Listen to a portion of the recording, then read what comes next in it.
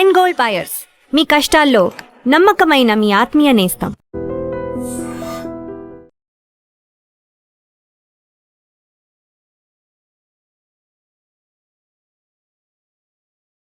Welcome to I dream. నేను ఉదయశ్రీ.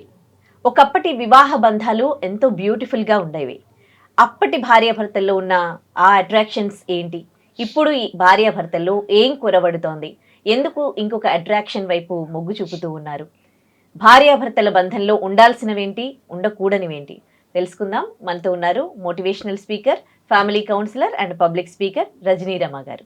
నమస్తే అండి. నమస్తే ఉదయ. మీరు ఒక 2-3 డికేడ్స్ నుంచి చూస్తూ ఉన్నారు. ఒకప్పుడు భార్యాభర్తలు ఎంతో అన్యోన్యంగా ఉండేవాళ్ళు. భార్య పైన భర్త, భర్త పైన భార్య ఎంతో ప్రేమ చూపించేవాళ్ళు. కానీ ఇప్పుడు అంటే ఆ బంధమే మొత్తం స్పాయిల్ అయిపోతోంది. వెంటనే ఇంకొక రిలేషన్షిప్లోకి భార్య కానీ భర్త కానీ ఇంకొకరి మీద అట్రాక్ట్ అయిపోతూ ఉన్నారు.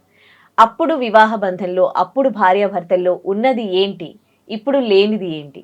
నిజంగా ఆ రోజుల్లో ఆ అన్యోన్యత ఉందా? అసలు ఉంది అని అంటారు, ఉందా? ఆ ప్రేమలు ఉన్నాయా? ఇప్పుడు అవి ఎందుకు లేవు అంటారు? ఇది కారణాలు ఉన్నాయి, 3-4 కారణాలు ఉన్నాయి. ఏంటి, అప్పట్లో చదువులు పెద్దగా ఎక్కువ అంత ఉండేవి కాదు. మహా అంటే గత 100 సంవత్సరాల నుంచి తీసుకుంటే బాగా చదువుకున్న స్త్రీలు కూడా ఉన్నారు. కానీ నార్మల్గా చెప్పాలంటే చదువులు ఎక్కువ లేని కాలము. కొంతమంది సపరేట్గా తీసుకుంటే బాగా చదువుకుని బాగా పెద్ద పెద్ద డాక్టర్లుగా, లాయర్లుగా, దేశాన్ని వెళ్ళిన నేతలుగా కూడా ఉన్నారు కదా.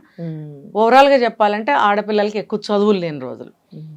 రెండోది జాబులు చేసేవాళ్ళు కాదు. అంటే ఎగ్జామ్షన్ వాళ్ళని తీసేస్తే మిగతా వాళ్ళు ఒక 90% అనుకుందాం, లేకపోతే 85% స్త్రీలు చదువు కానీ జాబ్ కానీ అంటే సంపాదన లేని స్త్రీలు ఉండేవారు.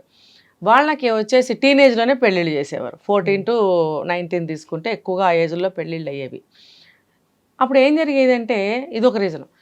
రెండో రీజన్ ఏంటంటే భర్త తనకంటే చాలా పెద్ద ఒక 5, 6, 7, 8 సంవత్సరాలు, 11 సంవత్సరాలు పెద్దవాళ్ళని, 12 ఏళ్ళు పెద్దవాళ్ళని కూడా చూసి చేసిన సంఘటనలు ఉన్నాయి.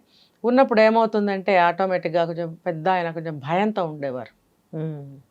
ఆర్థిక స్వాతంత్రం లేదు, లోకజ్ఞానం తెలియని వయసులో పెళ్లి చేశారు. తర్వాత పెద్ద అతను, తనకన్నా పెద్దవాడు, ఈ భయాలు ఉండేవి అప్పట్లో.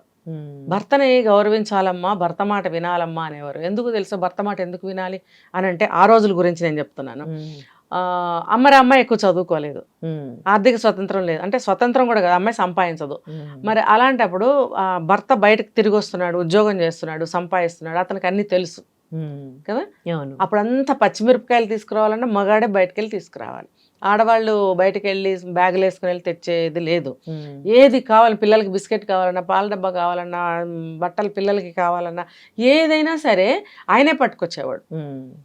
తర్వాత కాలంలో భార్యలను తీసుకెళ్ళడం, కొనడం అనేది మార్పు. సినిమాల ద్వారా చాలా మార్పులు వచ్చాయి. గత 60-70 సంవత్సరాల నుంచి సినిమాల ద్వారా సమాజం ఎంతో మార్పు చెందుతూ వచ్చింది. అలా ప్రతిదీ భర్తే తీసుకురావటం వల్ల ఈవిడికి బయట ఏం తెలియదు. ఈవెన్ కూరగాయల కిలో ఎంతో కూడా ఆమెకు తెలియదు కదా.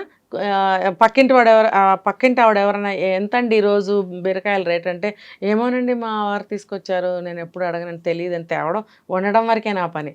ఇప్పుడు కూడా అలాంటి జవాబులు చెప్పే ఆడవాళ్ళు ఉన్నారు కదా. సాధారణంగా వెళ్తారు, కానీ ఇలా కూడా వెళ్ళని వాళ్ళు కూడా ఉన్నారు. కాబట్టి అక్కడ బయట ప్రపంచం తెలీదు, లోకజ్ఞానం తెలీదు, తనకన్నా పెద్దవాడు కాబట్టి భయం అనేది ఒకటి ఉంటుంది. తర్వాత సంపాదన తను సంపాదించదు, ఆర్థిక స్వాతంత్రం లేదు కాబట్టి ఇప్పుడు డబ్బు కూడా ఇంటికి తీసుకొచ్చి భార్యకి జీతాలు ఇచ్చే రోజులు కావవి. భర్త అన్నిటికీ చూసేవాడు కదా. ఇదే ఒక ఇంటి రెంట్ కట్టాలన్నా, పిల్లలకి స్కూల్ ఫీజులు కట్టాలన్నా, బట్టలు కొనాలన్నా అంతా అతనే నిర్ణయించేవాడు. ఇంకా వాళ్ళ పేరెంట్స్కి ఏమైనా చూడాలన్నా అది మొత్తం A to Z ఆయనే చూసుకునేవాడు. కాబట్టి ఏమీ తెలియని ఆ అమ్మాయిలు పెద్ద వయసు ఇచ్చి పెళ్లి చేసేటప్పటికి, ఎందుకు పెద్ద వయసు ఇచ్చి చేసేవారంటే అతను మరి సంపాదించాలి కదా, కొంత చదవాలి, ఉద్యోగం సంపాదించాలి, లేకపోతే ఏదైనా బిజినెస్ చేయాలి, ఏదో ఒకటి చేయాలంటే ఒక ఏజ్ రావాలి. కాబట్టి అతను ఆటోమేటిక్గా వయసు పెద్దదే ఉంటుంది అక్కడ. ఈ అమ్మాయికి 14 అయితే 14 ఏళ్ళ అబ్బాయి ఏం చేస్తాడు కాబట్టి కొంచెం పెద్దవాడి, ఉద్యోగం చేసి డబ్బు సంపాదించే వయసు వచ్చిన తర్వాత చేస్తారు కాబట్టి ఏజ్ గ్యాప్ వస్తుంది. సో ఇన్ని ఉన్నాయి కాబట్టి అతను పెద్దవాడు కాబట్టి భయము, భక్తి, గౌరవం అన్నీ ఉంటాయి. అన్ని సంపాదించి మమ్మల్ని అందరం చూస్తున్నాడు కదా అని ఒక గౌరవం, ఇవన్నీ ఉండేవి. ఇప్పుడు ఉన్నాయా? సమానంగా చదువుతున్నారు, సమానంగా సంపాదిస్తున్నారు. ఇంకా భర్త కంటే ఎక్కువ సంపాదించే భార్యలు ఉన్నారు. స్కిల్స్ కూడా ఆ రకంగా డెవలప్ చేసుకుంటున్నారు. తర్వాత అబ్బాయి కంటే అమ్మాయి పెద్ద వయసు వాళ్ళు కూడా ఉన్నారు. అది ఏజ్ గ్యాప్ 4 ఏళ్ళు అవ్వచ్చు, 3 ఏళ్ళు అవ్వచ్చు, సంవత్సరం అవ్వచ్చు, 5 ఏళ్ళు అవ్వచ్చు. పెద్ద అమ్మాయిల్ని కూడా ఇష్టపడి పెళ్లి చేసుకుంటున్నారు ఈ రోజు. అప్పుడు ఏమవుతుంది, అమ్మాయికి అన్నీ తెలుసు. అమ్మాయికి ఏం మనం చెప్పాల్సిన అవసరం లేదు. ఇంకా సంపాదిస్తోంది, బయట తిరుగుతుంది, లోకజ్ఞానం తెలుసు, బండి నడుపుతుంది, కారు నడుపుతుంది, మరి ఆన్లైన్ బుకింగ్స్ అన్ని తనే చేస్తుంది, ఆర్డర్లు పెట్టాలంటే పెడుతుంది. ఏం తెలీదు అమ్మాయికి. ఆ అబ్బాయి వచ్చి కొత్తగా ఏం చెప్పాలి? కాబట్టి ఆత్మవిశ్వాసం అనేది చాలా ఎక్కువగా ఉంటుంది ఇప్పుడు అమ్మాయిలకి. కాబట్టి నువ్వు నాకు చెప్పడం ఏంటి, నాకు అన్నీ తెలుసు అనే ధోరణిలో ఉంటున్నారు. కర్మగాలి అబ్బాయి చిన్నవాడైతే ఈ అమ్మాయి కన్నా ఇంకా కొంచెం డామినేషన్ ఎక్కువ ఉంటుంది. నీకన్నా నాకు ఎక్కువ తెలుసు అనే ధోరణి ఉంటుంది. ఆ ధోరణి కంటే ఎక్కువ ఆత్మవిశ్వాసం ఎక్కువ ఉంటుంది. ఇప్పుడు నాకే ఎక్కువ తెలుసు అనే ఆత్మవిశ్వాసం ఎక్కువ ఉంటుంది. దాన్ని మనం కొంతమంది చూసేవాళ్ళు గర్వం అనుకోవచ్చు. ఈ కారణాల వల్ల భయం అనేది ఉండదు. దేనికి భయపడాలి? అన్ని నేనే సమకూర్చుకున్నా, అతనికి ఎందుకు భయపడాలి? అంటే భార్యాభర్తల బంధంలో ఉండాల్సింది భయమా, అన్యోన్యత కాదు. నేను డిఫరెన్స్ చెప్తున్నా అప్పటికి ఇప్పటికి. అర్థమైంది? అప్పుడు ఆ భయభక్తులతో ఉండేవారు. ఆ భయం ఎందుకనేది కూడా నేను చెప్పాను. ఇప్పుడు అవన్నీ లేవు కాబట్టి సమానత్వాలు వచ్చేసాయి. కాబట్టి ఏజ్లో కూడా అమ్మాయే పెద్దదైన సందర్భాలు కూడా చాలా విషయాల్లో చూస్తున్నాం. కాబట్టి అమ్మాయి మరి ఇంకా దేనికి భయపడాలి, దేనికి లొంగి ఉండాలి, దేనికి చేయి చాపాలి, దేనికి సలహా అడగాలి, అన్నీ తెలుసు. పెద్ద కంపెనీలో CEO, ఇంకా పెద్ద స్థాయిలో 30 ఏళ్ళు రాకుండానే ఉద్యోగాలు చేస్తున్నారు, 35 ఏళ్ళు లేకుండానే. ఆ అమ్మాయికి వెళ్ళి ఏం చెప్తావు? అయితే ఇక్కడ వివాహ బంధంలో ఏమవుతుందంటే భర్తతో భార్య ఎలా ఉండాలి, భార్యతో భర్త ఎలా ఉండాలి అనేది తెలుసుకోవాలి. ఇవన్నీ తెలుసు, ఓకే, కాదనట్లేదు. ఇది తెలుసుకోవట్లేదు. ఎందుకంటే ఇప్పుడు పేరెంట్స్తో మనకి బంధం నిలబడాలి, సిబ్లింగ్స్తో నిలబడాలి అంటే వాళ్ళతో మనం ఎలా ప్రవర్తిస్తాం? చిన్న గొడవైనా మళ్ళీ మామూలుగా వెళ్ళి అమ్మ అన్నం పెట్టంటాము, ఎరా తమ్ముడు అక్క అంటాం, అయిపోయింది అక్కడ. మరి భర్తతో ఎందుకు అనట్లేదు, లేదా భార్యతో ఎందుకు అనట్లేదు? ఈగోనా? పరాయితనం. పరాయి వాళ్ళ దగ్గర మనం ఎందుకు లొంగి ఉండాలి? వీడు ఎక్కడి నుంచో వచ్చి నా మీద పెత్తనం చేస్తాడా, ఇది ఎక్కడి నుంచో వచ్చి నా మీద పెత్తనం చేస్తుందా, ఏదో పెద్ద అన్ని దీనికే తెలిసినట్టు పోజు కొడుతోంది. ఈ భావాలతోటి కూడా కొంత కోపాలు పెరగటానికి, కోపాలు మెల్లగా పగలగా మారుతుంటాయి. కాబట్టి నీ మాట నేనెందుకు వినాలి, నీ మాట నేనెందుకు వినాలి అనే ధోరణికి వస్తారు వీళ్ళు. వచ్చినప్పుడు ఈ వివాహ బంధం గట్టిగా నిలబడటం లేదు. అంటే ఒకప్పుడు భయభక్తులతో నిలబడ్డా, ఇప్పుడు భయం భక్తి అనేది లేదు. కానీ అది కాదు కదా ఉండాల్సింది భార్యాభర్తల మధ్య. నేను అది క్లారిటీ ఇవ్వటం లేదు. నేను ఎలా ఉండాలనేది తెలుసుకోకపోవడం వల్ల ఇవన్నీ నీకున్నాయి ప్లస్లు, నేను కాదనటం లేదు. కానీ మరి వివాహ బంధంలో ఉంటే కాదు కదా, నడవదు కదా. వివాహ బంధంలో ఏముండాలి? ఒక ప్రేమ, ఒక ఆప్యాయత, అర్థం చేసుకునే తనము, ఇద్దరిది కలిపి మనది అనుకోవడము. ఈ ఫీల్ అప్పట్లో ఉండిందా? అప్పుడు మరి ఆవిడకి ఉద్యోగం లేదు, సంపాదన లేదు, ఇద్దరు సంపాదన ఒకటని ఎలా అనుకుంటుంది ఆవిడ? అడ్జస్ట్ అయ్యి బతికారంటారు. ఒకటే జీతం, సంపాదించేవాడు ఇంటికి ఒకటే, 10 మంది తినేవాళ్ళనే మాట మనం చాలా సార్లు విన్నాం కదా. సంపాదించేది ఒకటైతే కూర్చుని తినేది 10, 15, 20 మంది అనేది లెక్కలేదు అక్కడ కదా. తల్లిదండ్రులకి తల్లిదండ్రులు, వీళ్ళ పిల్లలు, ఇంకా పెళ్లిగాని సిబ్లింగ్స్ ఉండేవారు. అందరూ కలిసి 20-25 మంది తక్కువ లేకుండా జాయింట్ ఫ్యామిలీస్ ఉండేవే లేదా? మరి అప్పుడు అది వేరు కదా. ఇప్పుడు అట్లా లేదు. ఉన్నది ఇద్దరే అయినా కూడా అసలు పడటం లేదు, ఎక్కడ కూడా సర్దుబాటుతనం లేదు, ఉపాయం లేదు, అసలు ఉపాయం లేదు. భార్యాభర్తల మధ్యన ఒక అట్రాక్షన్ అనేది మెయింటైన్ చేసే ఇదే లేదు. ఆఫీస్కి వెళ్ళేటప్పుడు బ్రహ్మాండమైన గుడ్డలు వేసుకెళ్తారు, ఇంట్లో మాత్రం ఏదో చిన్న నిక్కరో చిన్న ఏదో ఒకటి వేసుకుని తిరుగుతూ ఉంటారు. మరి ఒక బట్టల వల్లేనా అని మళ్ళీ నువ్వు అడగచ్చు. ఇలా ప్రతిదానికి చెప్పుకుంటూ పోతే అన్నీ అంటాను నేను, అన్నీ అంటాను. ఇక్కడ ఇలా ముడేసి తిరుగుతారు ఇంట్లో, అవునా? ఇక్కడ ఇలా వేసుకుని తిరగటం ఎందుకు? నైస్గా పోయి నీకు చిరాకు అనిపిస్తే వెనకాల కొంచెం మడిచి క్లిప్ పెట్టుకో, చక్కగా స్నానం చేసి వచ్చే వరకు మళ్ళీ తర్వాత హెయిర్ స్టైల్ చేసుకోవచ్చు కదా. అబ్బే ఇంట్లో ఉన్నంత 24 గంటలు ఇక్కడ ఇట్లా నిటారుగా ముడి వేసుకుని చెవులకి, ఇక్కడ ఆఫీస్ నుంచి వెళ్ళంగానే చెవులకి తీసేస్తాం. ఎవరి కంఫర్ట్ వాళ్ళకి. కంఫర్ట్ అనద్దు ఉదయ, చెప్తా చూడు. ఇప్పుడు గాజులు తీసేస్తాం, చెవులు తీసేస్తాం, ఈ బింది తీసి అంటిస్తాం ఎక్కడైనా. తర్వాత చిన్న చిన్న బట్టలు వేసుకుంటాము, జుట్టు ముడి పెట్టుకుంటాము, ఇంకా పిచ్చి పిచ్చిగా తిరుగుతూ ఉంటాం ఇంట్లో. అంటే ఒక భార్య అనే భావన, ఇష్టము, అట్రాక్షను కలగటం లేదు అబ్బాయికి. ఈ అమ్మాయి తప్ప అంటే నేను తప్పు అని అనలేను. తన చికాకుని, తన వాతావరణం బాగుండక చెమట పట్టో ఇలా తను కావాల్సినట్టుగా తను ఉండాలని అనుకుంటుంది. కానీ భర్త కూడా ఓకే అంటాడు ఈ విషయానికి. కానీ అట్రాక్షన్ ఏది అక్కడ? దగ్గరికి రావాలి, ఇంపార్టెంట్ అంటారా? దగ్గరికి రావాలని తనకు అనిపించదే. ఏమంటాడంటే ఓకే. ఇద్దరం కలిసి ఏదైనా చేద్దాం, హెల్ప్ చేయనా అంటాడు. లేదా నువ్వు చేయలేకపోతున్నావా, బయటకు వెళ్ళి తినొద్దాం అంటాడు. ఇవన్నీ ఉంటాయి, కానీ ఆకర్షణ లేదు మీ మధ్యలో. కరెక్ట్. ఓకే. నువ్వు నీ ఇష్టం వచ్చినట్టు కోతిలాగా కనిపిస్తానంటే ఎవరికి అట్రాక్షన్ ఉండదు, భర్త పట్ల ఉండదు, భార్య పట్ల ఉండదు. అంటే అట్రాక్షన్ అనేది అంటే లుక్స్ పైన, లుక్స్ పైన కూడా. ఉంటుందా? తర్వాత తను మాట్లాడే విధానం, మాటతోటి ఆకట్టుకోవటం అంటారు, అది ఎక్కడ ఉంది? ఇంతకు ముందు ఉండేవా ఇవన్నీ? ఇంతకు ముందంటే ఉండేవి. భర్త వచ్చేటప్పటికి పిల్లలందరినీ సర్ది పెట్టుకుని, పిల్లలు చదువుకునే స్కూల్ పిల్లలు అయితే చదువుకోండి అని చెప్పేది తల్లి, తనకు చదువు రాకపోయినా. 10th క్లాస్ వరకు చదివింది అనుకో, కూర్చోబెట్టి చదివించేది ఆవిడ. లేదు అని అంటే చదువుకోండి అని చెప్పేది. ఒక క్రమ పద్ధతిలోనే ఉండేవారు. అది ఆవిడ ఆ పని చేయకపోతే భర్త వచ్చి తిడతాడనే భయం ఆవిడకు ఉండేది. కాబట్టి నాన్న వస్తారు చదవండి, నాన్న వస్తారు ఆటల నుంచి ఇంటికి తొందరగా రండి, నాన్న వస్తారు అల్లరి చేయకండి, సైలెంట్గా ఉండండి, నాన్న ఇంట్లో వస్తే సౌండ్స్ ఆయనకి గిట్టదు, సైలెంట్గా ఉండండి, కొట్టుకోవద్దు అని అమ్మ అంటుంది. మమ్మల్ని కూడా అనేవారు చిన్నప్పుడు.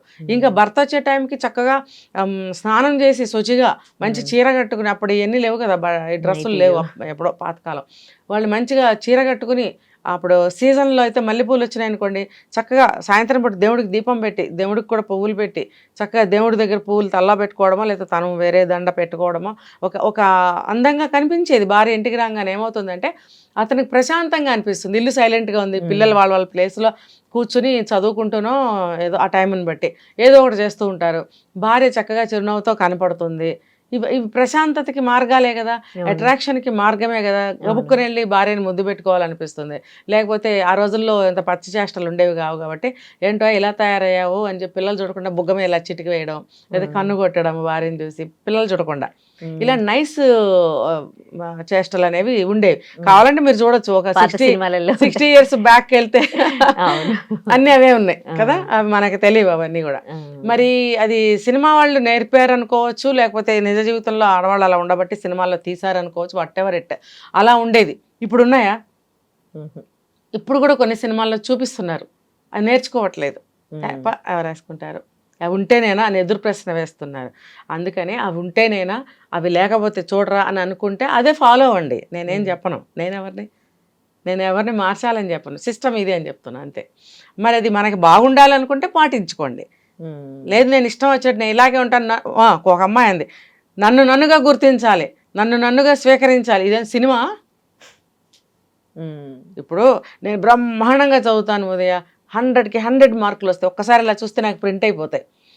కాబట్టి నేను ఇలాంటి దాన్ని కాబట్టి నేను ఎగ్జామ్ రాయను, నాకు ఫుల్ మార్క్స్ ఏంటంటే ఎట్లా ఉంటుంది?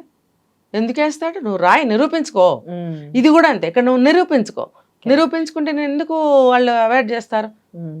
ఏ యాంగిల్ నుంచి చూసినా నేను యాక్సెప్టే చేస్తారు. అబ్బాయి కూడా ఇక్కడ అంటే అబ్బాయి చీర కట్టుకుని మల్లెపూలు పెట్టుకోవాలా కాదు, అట్లా కాదు. ఆ అబ్బాయి కూడా చక్కగా నీట్గా ఉండాలి, చిరునవ్వుతూ ఉండాలి, చక్కగా హ్యాపీ మూమెంట్స్ ఇంట్లో క్రియేట్ చేసుకోవాలి. తర్వాత ఇల్లు కూడా ఎప్పుడు సెట్టింగ్స్ మార్చుకుంటూ ఉండాలి, నెలకోసారో 2 నెలలకోసారో 3 నెలలకు ఒకసారో. ఎప్పుడు సేమ్ టు సేమ్ ఇక్కడ ఇంటికి రాగానే అక్కడ అదే ఫోటో కనిపిస్తుంది, ఇంటికి రాగానే ఆ టేబుల్ మీద అదే కాగితాలు అలాగే కనిపిస్తూ ఉంటాయి, లేదా రిమోట్లు అటు ఒకటి ఇటు ఒకటి పడేసి ఉంటాయి, రోజు అదే సీను. అప్పుడు ఏం చేయాలి? సోఫా సెట్ ఇటు మార్చుకోవడమా, లేకపోతే ఫ్లవర్ వాజులు అవి ఇవి అని ఉంటే సెట్టింగ్స్ మార్చుకోవడమా? అలా ఫ్రీక్వెంట్గా ఇంట్లో ప్రతి సెట్టింగ్ని అలా మార్చుకుంటూ ఉంటే వీలు కుదిరినప్పుడే, సండేస్ సాటర్డేస్ 2 రోజులు సెలవులు లేవా? అప్పట్లో అయితే ఒక సండేనే సెలవు ఉండేది, మిగతా అన్ని రోజులు జాబులకి వెళ్ళేవారు కదా. ఇప్పుడు ఏంటి, ఫ్రైడే మధ్యాహ్నం నుంచే సెలవులు కదా. మరి 2.5 days నీకు సెలవులు ఉన్నప్పుడు 1 గంట 2 గంటలు నువ్వు ఇంటీరియర్కి నువ్వు టైం పెట్టి నువ్వు సెట్టింగ్ మార్చుకోలేవా? దానికి ఇద్దరు కలిసి చేసుకోలేరా? పిల్లలు ఉంటే పిల్లలతో కలిసి చేసుకోలేరా? దాన్ని క్రియేటివిటీ అంటారు. అంత క్రియేటివ్గా మనం బ్రతికినప్పుడు కొత్త ఉత్సాహం వస్తుంది. లేదు ఊరికే 10 ఏళ్ల నుంచి 5 ఏళ్ల నుంచి అదే ఫ్లవర్ వాజ్ దుమ్ము బట్టి మాసిపోయి అదే రంగు చూడ తీసుకు పుడుతుంది. కొత్త ఫ్లవర్ వాజులు వస్తాయి, చక్కగా కొనుక్కొని తెచ్చుకోండి, ఇది తీసేయండి, అది పెట్టండి, కొత్త లుక్, కొత్తదనం రూమ్కి వస్తుంది. ఎట్లయినా కొత్త వస్తువు మెరుస్తుంది కదా, ఏ పువ్వు అయినా కానీ ఏదైనా కానీ డల్నెస్ ఉండదు. ఇలా కొత్త వస్తువులు అప్పుడప్పుడు తెచ్చిపెట్టుకోండి, ఇల్లు అట్రాక్షన్గా కలర్ఫుల్గా కనిపిస్తుంది. అలాగే ప్రతి విషయంలో తీసుకుంటే మార్పులు చేర్పులు ఎంతో అవసరం. ఇద్దరు కలిసి చేసుకోవాలి. ఇప్పుడు అతను ఇది డెస్క్ ఉంటుంది, టేబుల్ ఉంటుంది, ల్యాప్టాప్ పెట్టుకుని జాబ్ చేసుకుంటారు. అది ఎంత కంగాళిగా ఉంటుంది, దాని నిండా కాగితాలు అవి ఇవి తినేసిన బిస్కెట్ ప్యాకెట్లు, తాగేసిన వాటర్ బాటిల్స్ అన్ని టేబుల్ మీదే ఉంటాయి. ఎవరు తీసే ప్రయత్నం చేయరు. మళ్ళీ అక్కడే కూర్చొని వర్క్ చేయాలంటే చిరాకు వస్తుంది. నీది నువ్వే ఎప్పుడప్పుడు క్లియర్ చేసుకున్నావు అంటే టేబుల్ ఎంత బాగుంటుంది. ఇలా ఎక్కడ చూసినా ఏది చూసినా అది అట్రాక్షన్. మా ఆయన భలే సర్దుకుంటున్నాడే, లేకపోతే మా ఆవిడ భలే సర్దుకుంటుంది, ఆమెకి అట్లా ఉంటే నచ్చదు అని తను మారే అవకాశాలు ఉన్నాయి. అలాగే భర్త అలా ఉండే భార్య కూడా అనుకుంటుంది తనకు అలా ఉంటే ఇష్టం ఉండదు అని, తను కూడా మారటానికి అవకాశం. అంతేగాని మొద్దుల్లో ఎవరికి వాళ్ళు అలాగే ఉంటే నువ్వు ముందా నేను ముందా అంటే ఎవరు ముందు కాదు. ఇలా చెప్పుకుంటూ పోతే ఎన్నో ఉంటాయి అన్నమాట. రైట్, థ్యాంక్ యూ అండి.